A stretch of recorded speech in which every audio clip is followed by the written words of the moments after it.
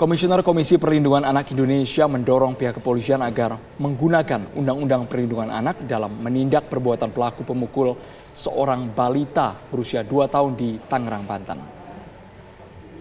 PAI mendorong polisi untuk terus mengusut dan menggunakan Undang-Undang Perlindungan Anak. Ya kalau memang hasil visum dan CT scan anak ini menunjukkan luka yang sedang ke berat, maka seharusnya bisa dihukum 5-15 tahun. Tapi kalau memang dari scan CT scan maupun visum sebagaimana disampaikan polisi sehingga mereka mengkategorikan sebagai kekerasan tapi menimbulkan luka sedang gitu ya. Ya tentu memang hukumannya maksimal 5 tahun. Penganiayaan ini sebenarnya terbilang cukup sadis dan direkam sendiri oleh si pelaku di handphonenya. Lalu bagaimana perkembangan penyidikan kasusnya? Kami akan berbincang langsung bersama dengan Kasat Reskrim Polresta Tangerang, ada Kompol Dadi Perdana Putra. Selamat sore Pak Dadi. Selamat sore Mas. Pak Dadi, kami ingin tahu Pak Dadi bagaimana kasus ini bisa terungkap karena videonya juga dia rekam berkali-kali dan dengan tega memukul balita ini. Baik, dapat saya jelaskan Mas, ini berawal diketahuinya video itu oleh bibi korban pada tanggal 14 Maret hari Minggu, namun pada saat itu belum diberitahukan kemana-mana, baru pada tanggal 15 Maret 2021 pagi harinya bibi korban memberanikan diri untuk memperlihatkan video kekerasan tersebut kepada keluarganya, dalam hal ini orang tua korban dan kakek nenek korban. Dari situ kemudian baru orang tua korban datang ke Polresta Tangerang kira jam 13.30, kemudian membuat laporan, kita bertindak cepat.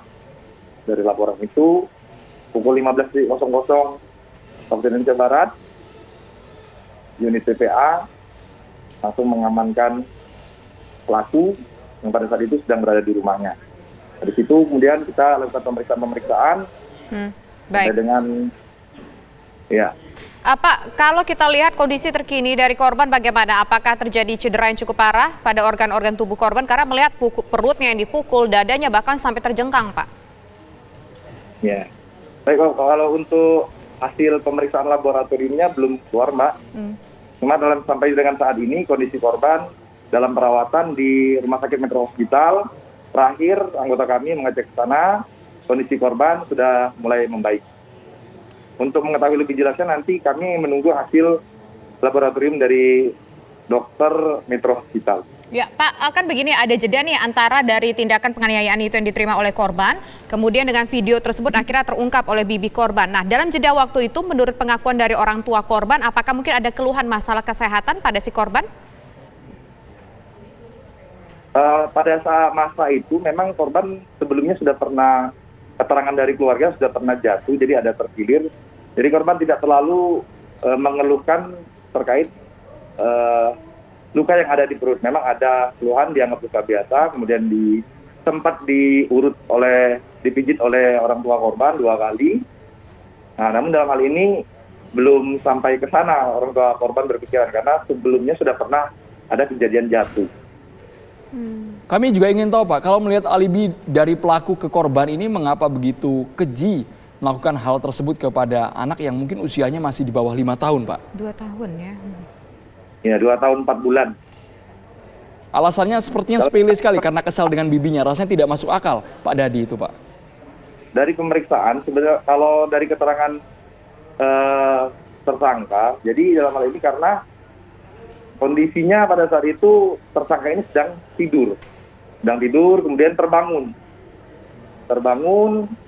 ternyata korban ini mau buangnya besar, kemudian setelah itu menangis, diberikan handphone, mungkin untuk supaya tidak menangis lagi, malah handphonenya dilempar.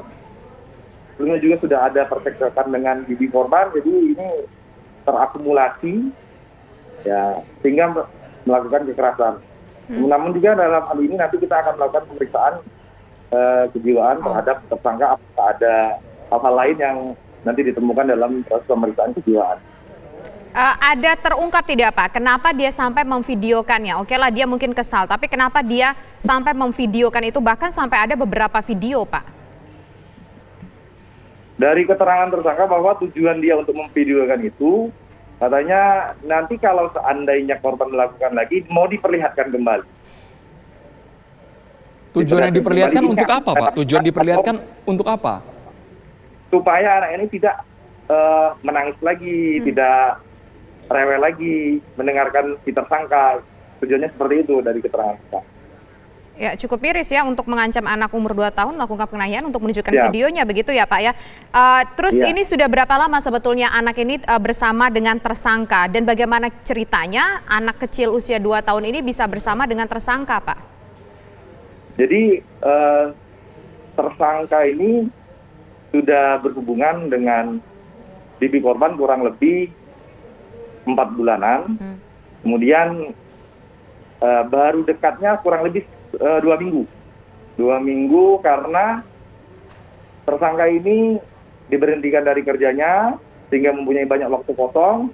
Dalam jeda 2 minggu ini tersangka sering datang ke rumah korban untuk mengantar bibinya korban ini terus bekerja. Jadi sering main karena waktunya luang, nggak ada kerjaan. Nah di situ mulai dekat, dan sebelum terjadi pemukulan sudah pernah juga dibawa oleh tersangka ke rumah tersangka untuk bermain dengan sepupu tersangka. Baik, kalau untuk ancaman hukuman terhadap tersangka seperti apa Pak Dadi? Sementara kita masih menggunakan pasal 80 ayat 1 dan atau ayat 2 Undang-Undang RI nomor 35 tahun 2014 tentang perlindungan anak dengan ancaman hukuman 5 tahun penjara.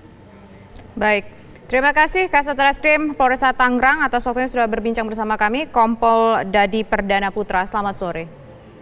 Terima kasih.